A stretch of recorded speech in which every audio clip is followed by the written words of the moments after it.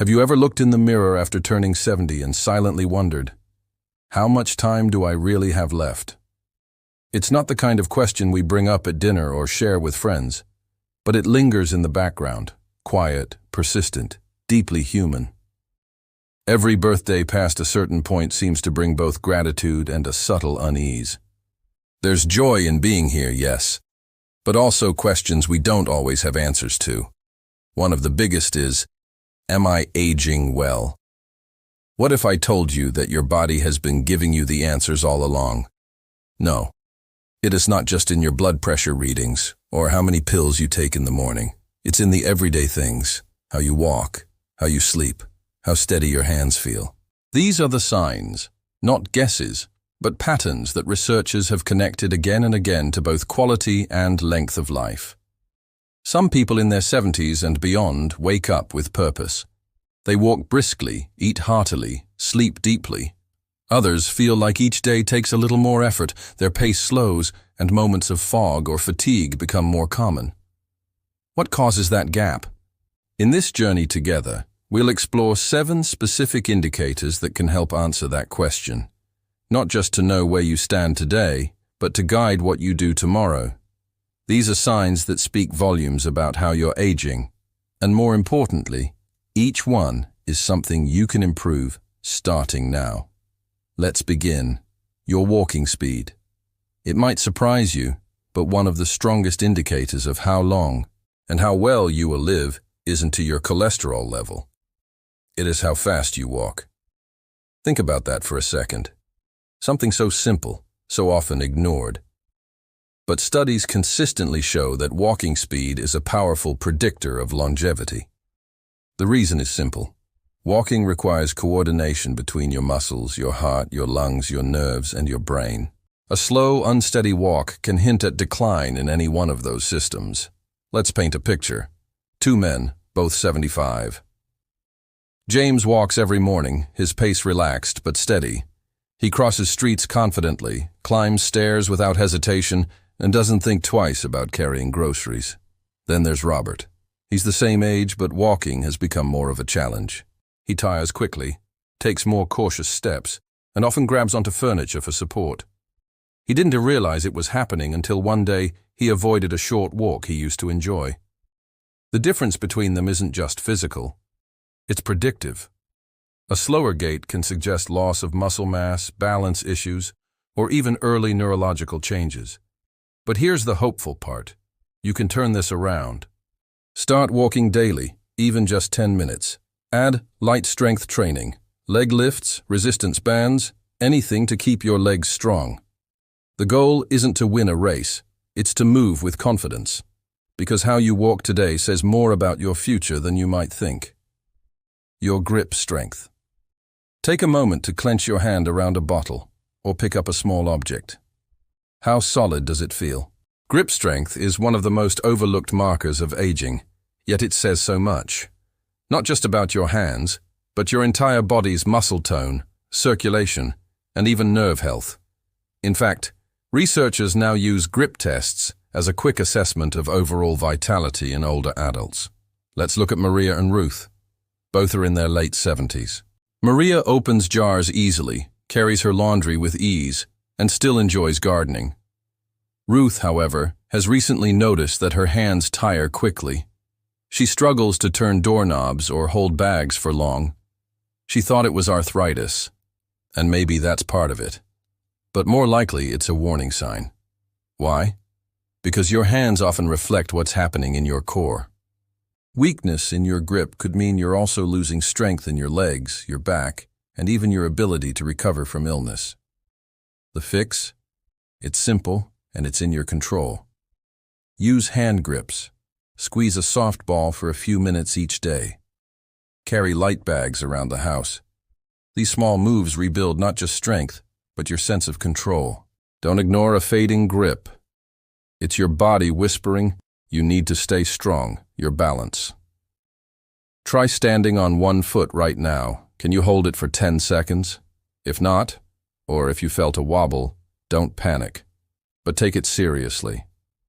Balance is a major, often ignored measure of health in older adults.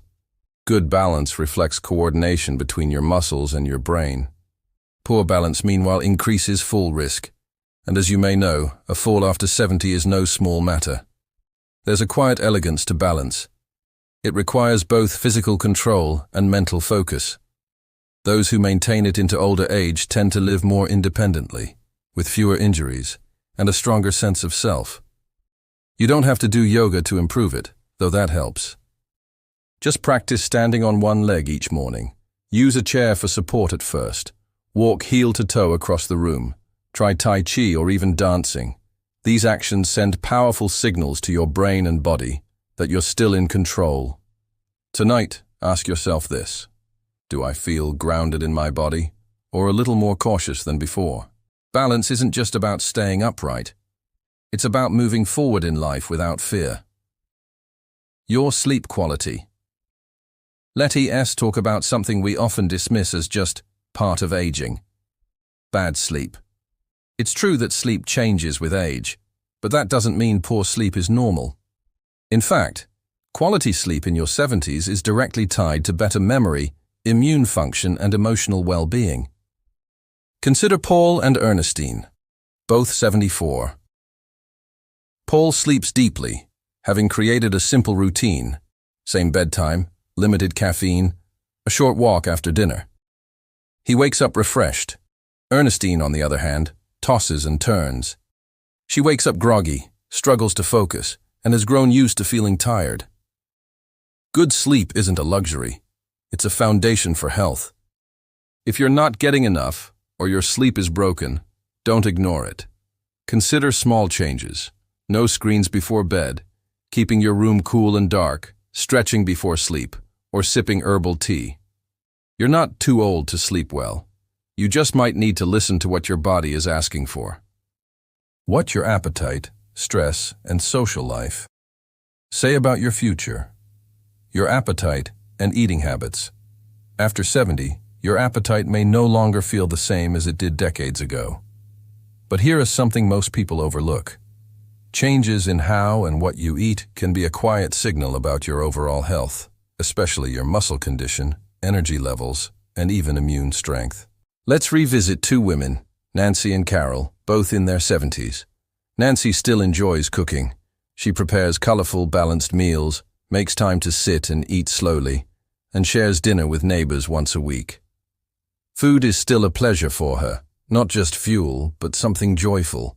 Carol, on the other hand, started skipping breakfast. She's not as hungry during the day and often snacks instead of eating real meals. Over time, she's lost weight, not intentionally.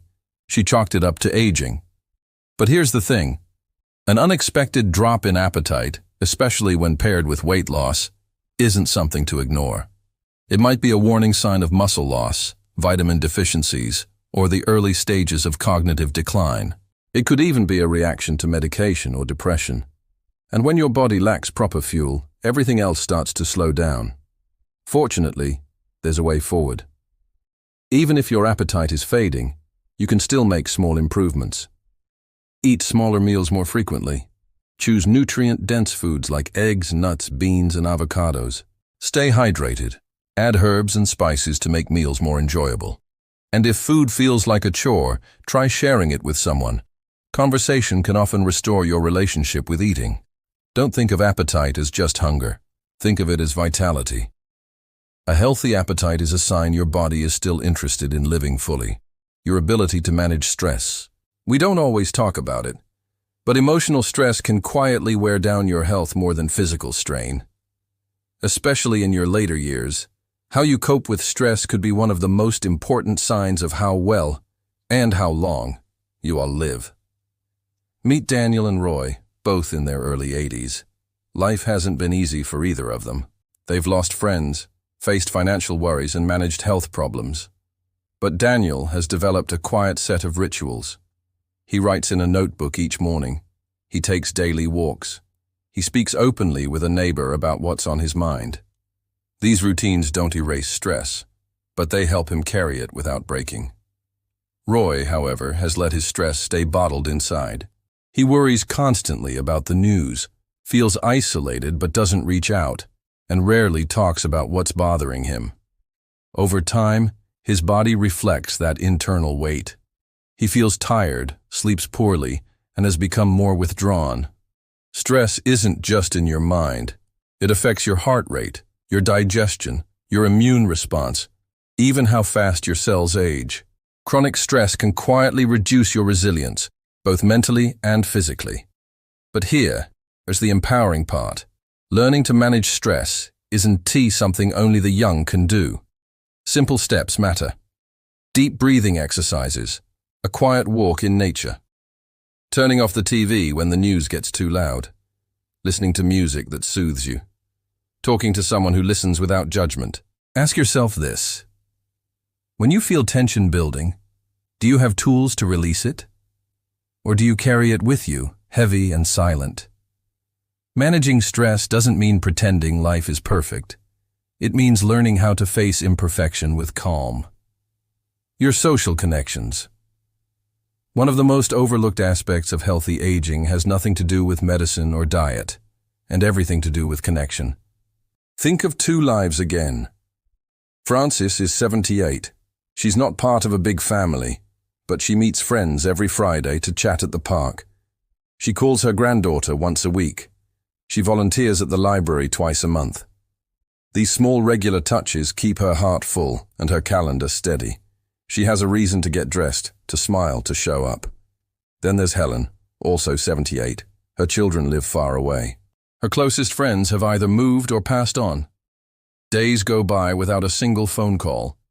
She tells herself she's just used to being alone, but the loneliness has started to wear on her. She sleeps more during the day. Her memory feels foggier. Her energy is low. Here's the truth. Loneliness isn't just an emotion. It's a biological stressor. It affects your brain, your immune system, and your risk of disease. In fact, researchers have found that strong social ties, even with just a few people, can extend your life by years. And it's never too late to reconnect. Reach out to one person you haven't spoken to in a while. Join a small group, maybe a book club, a walking group, or a local event. Volunteer once a month. Talk to your neighbor. You don't need a crowd. You just need consistency. Social connection is more than companionship. It's medicine, and it could be the key to helping you not just survive this stage of life, but thrive. The power of small signals, what they reveal about your future. What we've explored so far may feel like a collection of unrelated signs. How you walk, how you sleep, what you eat, whether you call a friend. But look closer, and you will see a deeper thread. These small details form a clear picture of your internal health, your emotional state, and your ability to live not just longer, but better. And the beautiful truth? You don't need perfection in all of them, just awareness, a willingness to respond. Because every one of these areas, walking speed, grip strength, balance, sleep, appetite, stress management, and connection, are changeable. They're not fixed by your age. They're shaped by what you do next. Let us look at a few more signs your body may be sending you, and what they mean for the road ahead. Your mental clarity and curiosity. As you age, memory changes can be unsettling. Forgetting names, misplacing things, or needing more time to recall a word. All these can feel like red flags. And while it's true that aging affects the brain, not all changes point to decline. Here's what truly matters. Are you still curious? Are you still learning, engaging, asking questions? Meet Eleanor and Max. Eleanor, 76, reads every morning. She watches documentaries, writes letters, and asks her grandchildren to teach her how to use new apps. Max, also 76, once loved reading, but now rarely picks up a book. He says, "What's the point?" He spends more time passively watching TV and less time in conversation. The difference? It's not about intelligence, it's about engagement. A curious mind is a sharp mind. Learning keeps your brain plastic, capable of growing, adapting, and staying sharp well into your 80s and beyond. Try learning one new thing each week. A fact, a word, a skill. Do puzzles. Read out loud. Ask questions. Mental activity is like physical exercise for your brain. The more you use it, the more resilient it becomes. Don't ask, Is my memory failing? Ask, is my brain still interested in life? Your posture and breathing. Stand up for a moment. Notice your shoulders. Are they rounded forward? Is your head tilted down? Now take a deep breath. How did that feel? Posture and breath are two subtle but incredibly powerful indicators of how your body is aging. Poor posture, slouched shoulders, bent spine, doesn't just look different. It affects lung capacity, digestion, energy levels, and even mood. And shallow, rapid breathing is often a sign of stress or reduced lung efficiency. Take Fred, 80, who spends hours hunched over a table or couch, barely moving. His breath is shallow, his energy low, and he feels fatigued even after small tasks. Now meet Claire, 81, who makes time each day to stretch her arms overhead, walk tall, and breathe deeply. Her body is more upright, her voice is stronger, her energy is steadier. The lesson? Your breath and posture are quiet clues. They can reflect and shape your inner health. Try this. Stand with your back against a wall, shoulders relaxed, chin level. Breathe in slowly through your nose for 4 counts. Hold for 2. Exhale for 4. Do this 3 times a day. It may seem simple, but it's incredibly powerful. Your pace of recovery. When you catch a cold, pull a muscle, or feel exhausted, how long does it take to bounce back? Your recovery time is one of the clearest signs of how resilient your body is. Resilience is the hidden key to longevity. It is not just about avoiding illness. It is about how quickly you can return to normal afterward. In youth, recovery is fast, but in older age, even minor stressors can become major setbacks if your body isn't strong. Margot, 77, recently had a dental procedure.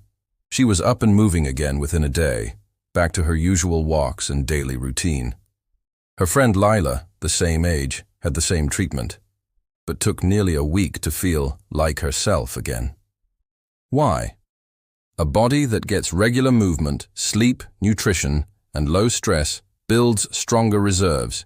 It can repair itself faster. So, if you've noticed that recovery is slower, don't panic, but do take it seriously.